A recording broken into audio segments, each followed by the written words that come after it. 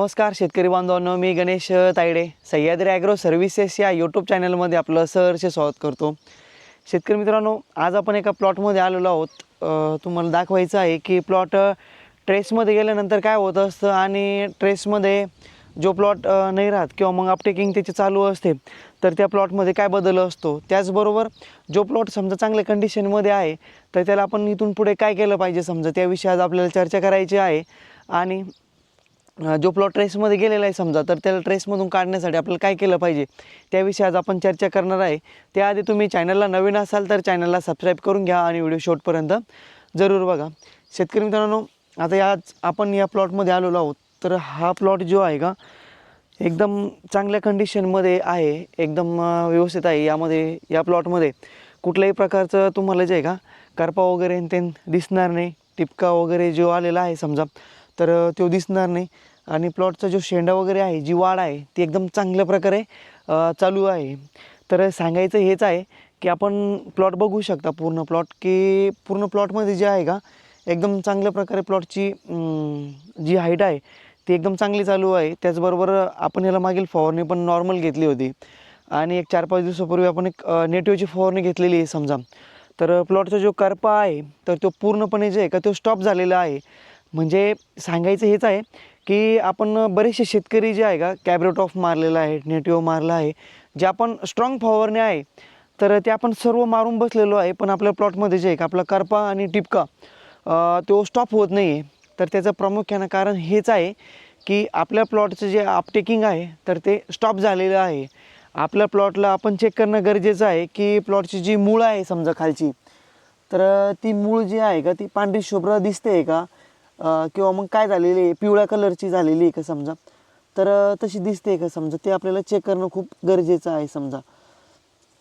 तर आता या प्लॉटची आपण बघू शकतो, याची जी मूळ आहे समजा, पांढरी जी मूळ आहे समजा ती पूर्णपणे जे आहे का त्याची जी तंत मूळ सोट मूळ जी आहे समजा ती पूर्णपणे जे आहे का ती ॲक्टिव्ह आहे समजा आणि पूर्णपणे चांगल्या प्रकारे जे आहे का त्याची अपटेकिंग जी आहे का ती चालू आहे। तर सांगायचं हेच आहे की आपल्या पिकाची जी अपटेकिंग आहे किंवा त्याचबरोबर पांढरी मूळ आहे त्यावरती कुठला अटॅक आलेला आहे का किंवा पिवळे कलरची झालेली आहे का ते चेक करून घेणं गरजेचं आहे। आणि त्यानंतर आपण जे आहे का त्याला फर्टिगेशन करणं खूप गरजेचं आहे। आता आपण जर बघितलं शेतकरी मित्रांनो, भागामध्ये बऱ्याचशा भागांमध्ये जे आहे का सडनचा करपा, पिवळापणा हा मॅक्झिमम प्लॉटमध्ये जे आहे का हा प्रॉब्लेम जे आहे का आपल्याला दिसून येत आहे। तर आपला प्लॉट चांगला कसं राहील आपल्याला त्याची काळजी घेणं खूप गरजेचं आहे। काय झालं आहे, लागवड जरी जास्त झालेली आहे पण बरेचसे प्लॉट जे आहे का खराब झालेले आहे, तर त्या अनुषंगानं आपला प्लॉट चांगला कसा राहील त्याची आपल्याला काळजी घ्यायची आहे। तर यासाठी जे आहे का आपल्याला खालची जी मूळ आहे तर ती ॲक्टिव्ह ठेवणं खूप गरजेचं आहे। अपटेकिंग प्लॉटनी जे आहे का घेणं जे आपण देतो आहे समजा ते उचलत आहे का घेतं आहे का ते आपण चेक करणं किंवा ऑब्झर्वेशन करणं खूप गरजेचं आहे। बरेचसे शेतकरी म्हणत आहे की आम्ही बऱ्याचशा फवारण्या मारल्या पण आमचा करपा आणि टिपका गेलेला नाही आहे। तर त्याचं कारण प्रामुख्यानं हेच आहे की आपला जो प्लॉट आहे तर त्याच्या प्लॉटची जी एक अपटेकिंग बंद झालेली आहे, त्याच्या ज्या मुळ्या आहे त्या डॅमेज झालेल्या असेल किंवा मग त्यावरती नेमॅटोडचा अटॅक झालेला असेल किंवा बुरशीचा अटॅक त्यावरती आलेला असेल, तर अशा अनुषंगाने जे आहे का आपल्या प्लॉटचा जो करपा वगैरे आहे तर तो थांबलेला आहे, पिवळपणा वाढलेला आहे। त्याचबरोबर जे आहे का प्लॉट आपला जे आहे का खराब होत चाललेला आहे। बरेचसे फोटो येत असतात, पूर्णपणे शेतकरी सांगता की 8 दिवसापूर्वी प्लॉट एकदम चांगला होता आणि अचानक प्लॉटमध्ये जे आहे का अशी खराबी दिसून येत आहे। तर त्याचे प्रामुख्याने कारण हेच होते की आपल्या प्लॉटने जे आहे का अपटेकिंग बंद केल्यामुळे आपल्या प्लॉट जे आहे का खराब होत आहे। तर आपल्याला हीच काळजी घ्यायची आहे।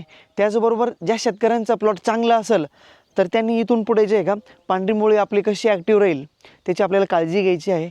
त्याचबरोबर आपल्या प्लॉटला प्रोटीन झाले, कार्बोक्झिलिक ॲसिड झाले, त्यानंतर ॲमिनो ॲसिड झाले, हे जे एक आपल्याला सतत देत राहायचे आहे। एक साधारणपणे जर विचार केला आपण तर एक 15 ते 20 दिवसापर्यंत आपल्याला प्रोटीन हे जे सांगितले समजा तुम्हाला मी तर ते आपल्याला देत राहायचे आहे। त्याचबरोबर NPKचा कॉन्सर्शिया बॅक्टेरिया आपल्याला प्लॉटला आपल्या सतत देत राहायचे आहे। त्याचबरोबर शेतकरी मित्रांनो, तुमच्याकडे जर समजा वेज डिकम्पोजर वगैरे असेल समजा किंवा मग बरेचशा शेतकऱ्यांकडे जे का गोमतीर वगैरे असतं, त्याचबरोबर त्यांची इच्छा असते की वेगवेगळे आपण स्लरे बनवले पाहिजे समजा, तर तुम्ही तशी स्लरे पण बनवू शकता. त्याचबरोबर वेज डिकम्पोजरचं जर कल्चर असेल आपल्याकडं तर ते आपल्या प्लॉटला आपण देऊ शकता.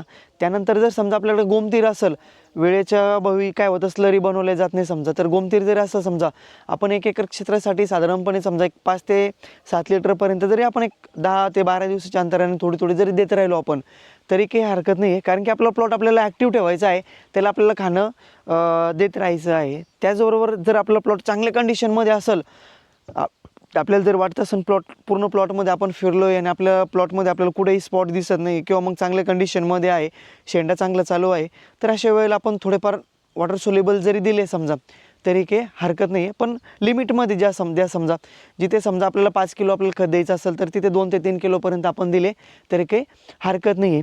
त्याचबरोबर ट्रायकोडर्मा आणि सुडोमोनस आपल्याला देणं गरजेचं आहे. जर समजा आपल्या प्लॉटला जर देऊन आपण 15 ते 20 दिवसाच्या आसपास झालेले असेल तर आपण एक वेळेस आपण ट्रायकोडर्मा सुडोमोनस देणं खूप गरजेचे आहे. त्याचबरोबर समजा आपण रासायनिकमध्ये जरी दिलेलं असेल, समजा जसं मेटलॅक्झिल वगैरे झालं किंवा मग एलियट झालं, हे जर बुरशीनाशक दिलेलं असेल आणि ते देऊन जर समजा 15 ते 20 दिवसाच्या आसपास जर झालेलं असेल तर एक वेळेस आपण त्याचा डोस आपल्याला देणं खूप गरजेचे आहे. त्याचबरोबर शेतकरी मित्रांनो, आपल्या प्लॉटमध्ये जर समजा आपल्याला काही ठिकाणी स्पॉट दिसत असेल आणि पूर्ण प्लॉट जर चांगला असेल तर पूर्ण प्लॉटला जे आहे आपण ट्रायकोडर्मा सुडोमोनस देऊन जिथं स्पॉट लागलेले आहे समजा तिथे हायड्रोजन पेरॉक्साईड 50% मध्ये नॅनो सिल्वर जे असतं समजा, तर ते 50% मधले जे असतं समजा, तर त्याची आपण तिथं स्पॉट रिचिंग जरी केली आपण तरी काय आपल्याला काही हरकत नाही आहे. त्याचा जो डोस आहे समजा साधारणपणे 1 लिटर पाण्यासाठी आपण त्याला 1.5 ते 2 ml पर्यंत आपण त्याला आपण घेऊ शकतो.